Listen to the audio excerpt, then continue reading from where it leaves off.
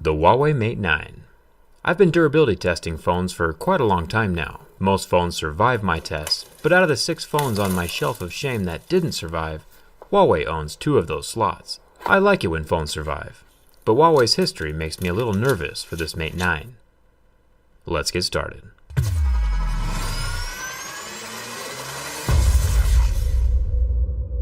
The phone is a bit bigger than I thought it would be, slightly larger than my Galaxy S7 Edge, but one thing I do like seeing on this phone are the 2 screws at the bottom. Not only is this a bonus for repairability, but also for durability, since the screws are physically attaching that rear panel to the frame, making the phone more structurally secure. Huawei has included a built-in screen protector on this phone. Personally, I always have a screen protector on my daily device, so this is good news, and is a nice gesture. But it does make me wonder if this was included by Huawei to hide inferior glass. The only way to find out is the scratch test. My set of most picks are used to check mineral hardness. Normally, smartphone glass will scratch at a level 6, plastic screens scratch at level 3, and real sapphire scratches at an 8 or a 9. Keys and coins normally won't do damage to a level 6 screen, which is good news because this Mate 9 scratches at a level 6. These are the same picks that I used with the Honor 6X that scratched at level 4. And if you understood what all those numbers meant, you've been watching my channel for too long and you should probably go outside. The front camera is protected by the same screen glass, so no worries about that scratching. And the earpiece is made out of metal, with really small holes that will keep out dirt and rocks, so thumbs up for that. Now it's time to find out what material this phone is really made of. The Blade of Truth reveals the wonderful sound of metal on metal, which is one of the premium materials included in most flagships. One neat little life hack that most people don't know about is that you can turn any Android phone into an iPhone in just a few seconds. This might be a downgrade in some cases, but you really can't even tell a difference.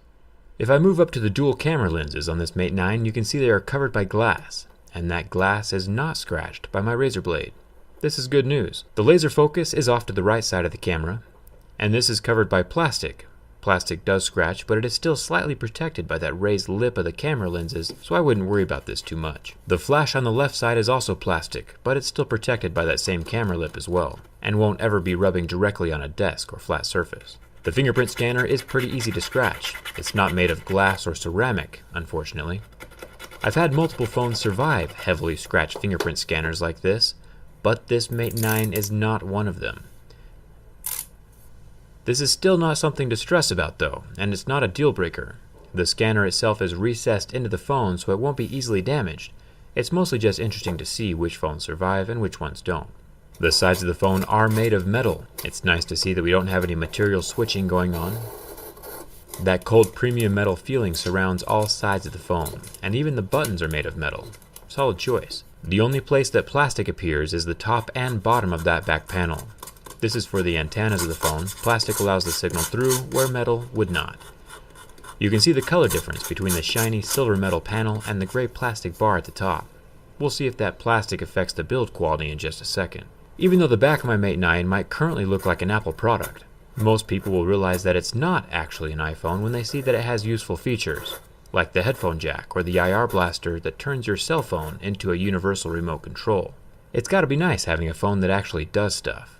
The Mate 9 does have a 1080p IPS display though, very similar to the real iPhone.